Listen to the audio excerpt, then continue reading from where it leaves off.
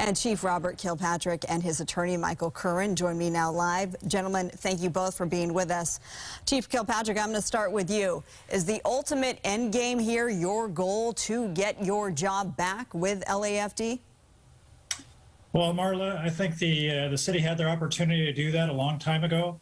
They put me off back in November of 2021, and then it was a constant harassment, retaliation for my participation in a constitutional lawsuit that was filed against the city of Los Angeles about the vaccine mandate.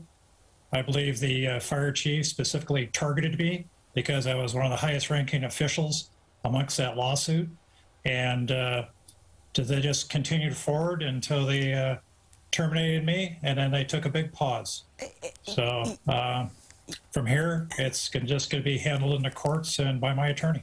If LAFD did an about-face and said, Chief Kilpatrick, we do want you back, would you drop the lawsuit?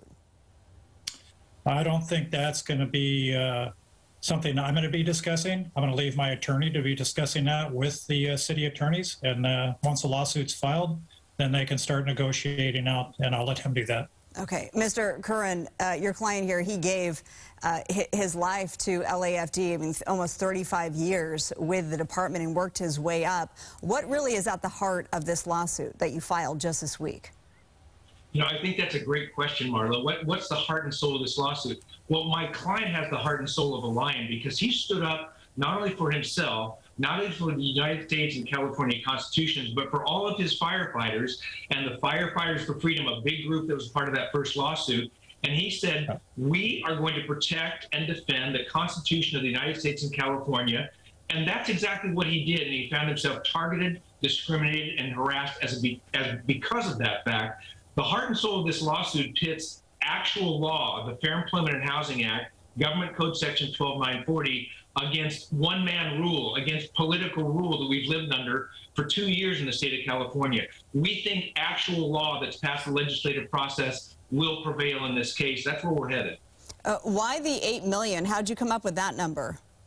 Well, so my client's pretty good at math, and he calculated his lost earnings. He calculated the losses in his retirement benefits, his pension, and that's about where he's going to be as a result of being taken off, wrongfully, discriminatorily terminated for the last 5 years of a very colored career. I want to bring up the stats that we received from LAFD just today about the vaccination rate within the department itself. And there it is. Almost 87% of LAFD is fully vaccinated. 2 firefighters have been discharged because of the city's COVID vaccine policy. 16 resigned, 2 retired early. Chief Kilpatrick, it's my understanding that you are one of those 2 who were discharged. This has to be devastating for you. Do you have regrets looking back? I don't have any regrets looking back. I've always lived my life of doing the right things under God and continue to do that. Those statistics you showed with the 2 retiring early and the 16 leaving, that's a direct result of I think the fire chief targeting me and firing myself and the one other member that's been terminated.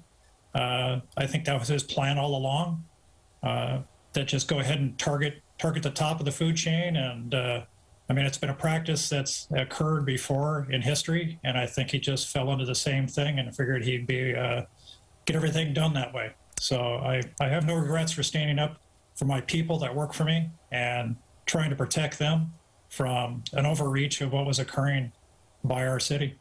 And getting to the heart, back to what Mr. Curran said, you know, I asked you off camera, I'm going to ask you on camera.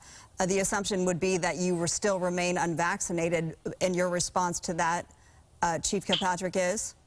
Well, my response to that would be that invades his right to privacy. That's the heart and soul of some of these problems, is that we are using these so-called vaccine mandates and these so-called health and safety orders to invade medical privacy that has existed in the state for decades. So that's part of one of the issues in this lawsuit. Chief Kilpatrick should not be required to disclose his vaccination status. That's a medical condition, a protected and private medical condition. That's not overcome by the fact that the governor or the mayor or the city council enacts an ordinance that seeks to invade those medical privacies. So we're going to resolve those issues in the lawsuit. Okay, well, of course, we did reach out to LAFD. They referred us to the city attorney's office, and this is the statement that we received from the city attorney, simply saying, we will review the complaint and have no further comment at this time. We have to leave our conversation there, but obviously we will stay tuned as to what transpires next in this lawsuit. We thank you both for being with us, Michael Curran and Chief Robert Kilpatrick. Thank you. Marla, Thank you, we sure Marla. appreciate your station covering the story. Thank you. It's an important story and it needs to be heard.